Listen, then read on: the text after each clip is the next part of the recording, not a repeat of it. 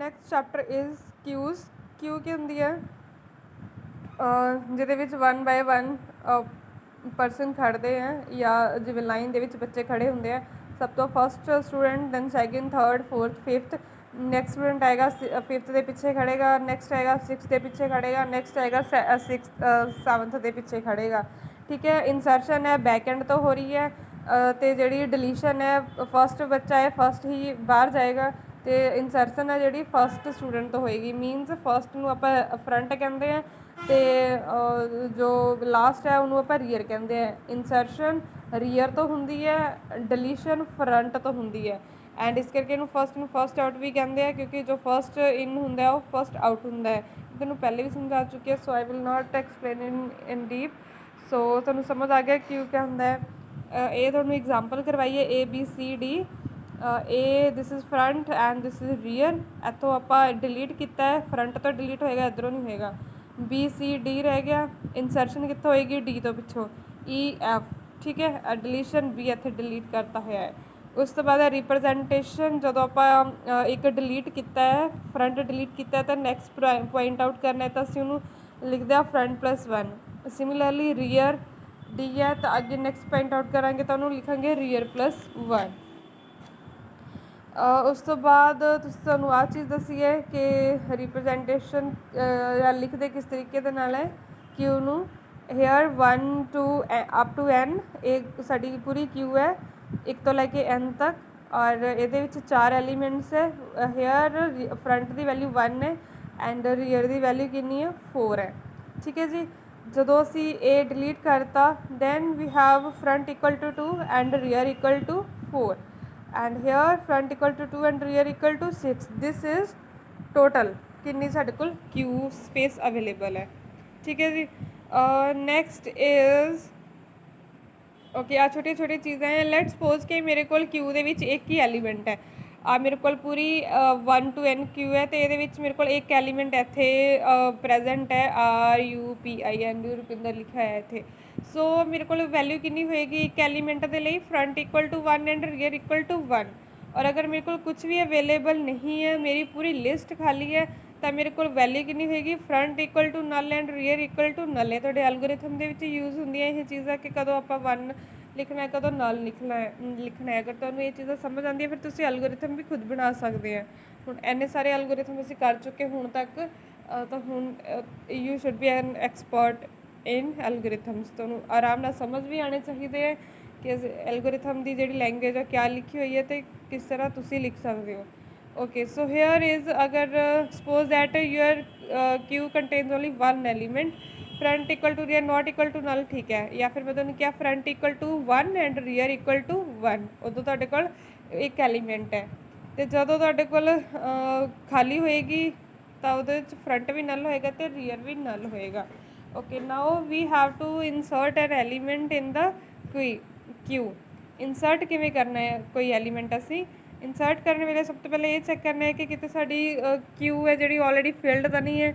ਅਗਰ already field ਹੈ, ਅਸੀਂ ਉਹਦੇ 'ਚ ਹੋਰ ਇਨਸਰਟ ਕਰਨ ਦੀ ਕੋਸ਼ਿਸ਼ ਕਰ ਰਹੇ ਹਾਂ, ਤਾਂ ਸਾਡੇ ਕੋਲ ਡੈਫੀਨੇਟਲੀ ਓਵਰਫਲੋ ਆਉਂਦਾ ਹੈ। ਠੀਕ ਹੈ। ਹੁਣ ਉਹ ਕੰਡੀਸ਼ਨ ਕਦੋਂ ਆਉਂਦੀ ਹੈ? ਜਦੋਂ ਸਾਡੀ ਕਿਊ ਹੈ ਜਿਹੜੀ ਪੂਰੀ ਫਿਲ ਹੁੰਦੀ ਹੈ। ਪੂਰੀ ਫਿਲ ਹੋਣ ਦੇ ਲਈ ਫਰੰਟ ਸਾਡੇ ਕੋਲ 1 ਹੋਣਾ ਚਾਹੀਦਾ ਹੈ, ਰੀਅਰ ਸਾਡੇ ਕੋਲ n ਹੋਣਾ ਚਾਹੀਦਾ ਹੈ। So here if front equal to 1 and rear equal to n, or front equal to rear plus 1, then write overflow. If front equal to 1 and rear equal to 1, then write overflow and return.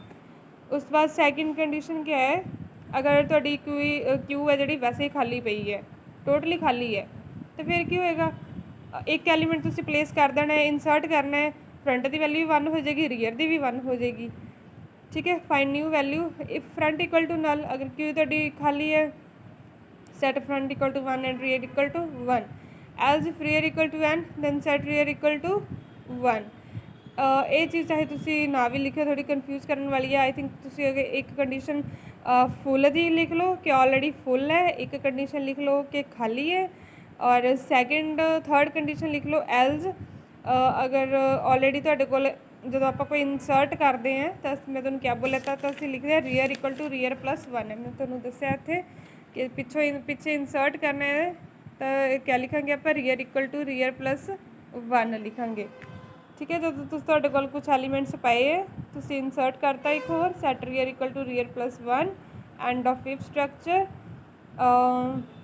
ਅਤੇ ਹੁਣ ਜਿਹੜਾ ਨਵਾਂ item ਤੁਸੀਂ place ਕੀਤਾ ਹੈ ਹੁਣ ਉਹ ਤੁਹਾਡਾ ਰੀਅਰ ਹੋ ਗਿਆ ਹੈ ਨਾ।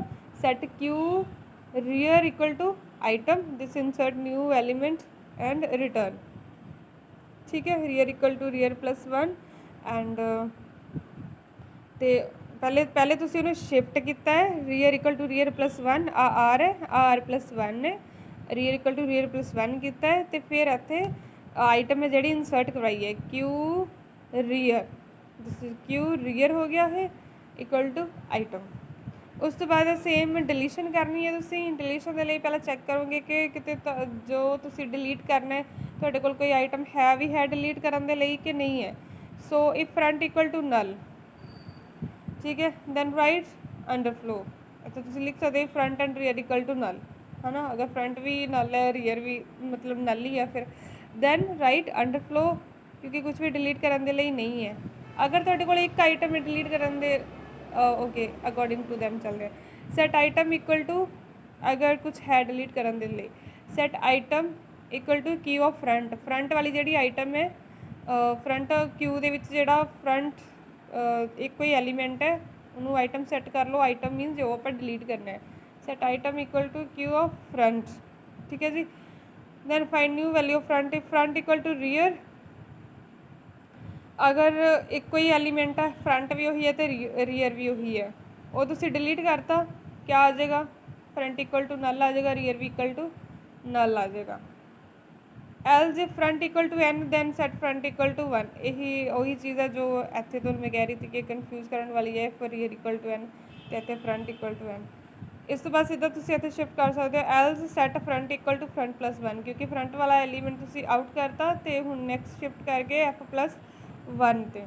ठीक है जी, item equal to queue front find new element if front equal to rear then queue has only 1 element वही फ्रंट वही रीयर है उन्होंने डिलीट करता है तो प्रॉपर लिखते नहीं है ये हूँ इतने लिखा नहीं होया if front equal to rear then क्या मतलब है।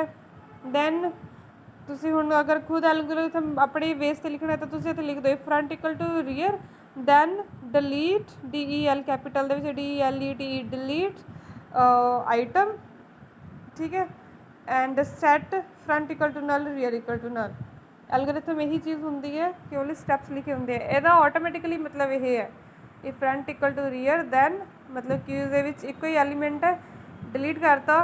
ठीक है, तो सीधा असी लिखे set front equal to null rear equal to null तो तुम लिख सकते हो अपने आप delete front equal to item. Next है डी क्यू क्या है डी क्यू और ਇਹਦੇ 'ਚ क्या है कि तुम इंसरशन तो डिलीशन दोनों ही एंड तो कर सकते हो बट मिडल तो नहीं कर सकते। इतने लिखा है it is a linear list in which elements can be added और removed at either end but not in the middle. For example अगर कोल डी क्यू पई है ABCD तुम इधरों भी इंसर्ट कर सकते हो इधरों भी इंसर्ट कर सकते हो बट मिडल तो नहीं कि तुम सीधा X इतने इंसर्ट करो। This is your D Q. उस तो बाद 2 मार्क्स के आ जाते हैं question D Q and priority queue. Priority queue के अंदर क्या होंगे है कि जोड़े एलीमेंट्स है उन्होंने प्रायोरिटी असाइन होंगी है उसी अकॉर्डिंग प्रोसैस होंगे। फॉर एग्जाम्पल थर्ड कोई भी एलीमेंट है वो प्रायोरिटी हाई है थर्ड पोजीशन पर है वो अगर वो प्रायोरिटी हाई है तो अगर उन्हें डिलीट होना है तो सब तो पहले होएगा अगर इंसर्ट होना है तो भी वही पहले होएगा। An element of high priority is processed before any element of lower priority. क्या प्रोसैसिंग क्या करते हैं आप प्रोसैसिंग यही है जो डिलीट करना है या इंसर्ट करना है इनू कहते हैं processing. An element of higher priority कोई एलीमेंट है जिसकी हाई प्रायोरिटी है is processed before any element वो ही प्रोसैसिंग सब तो पहले होएगी। और अगर 2 एलीमेंट की प्रायोरिटी सेम है तो जोड़ा सब तो पहले आया है तो पहले आप सॉर्ट आउट मतलब काम है जोड़ा पहला करांगे। 2 elements with the same priority are processed according to the order in which they were added in the queue. दोनों विचों कोई एक तो पहले ऐड करांगे तो उस अकॉर्डिंग है जोड़ा उन्होंने प्रोसैसिंग करांगे। ये हो गया तुहाडा डी क्यू का कंसैप्ट आई थिंक ये चैप्टर भी ओवर है। यस, क्यू वाला चैप्टर थोड़ा ओवर हो गया। Thank you.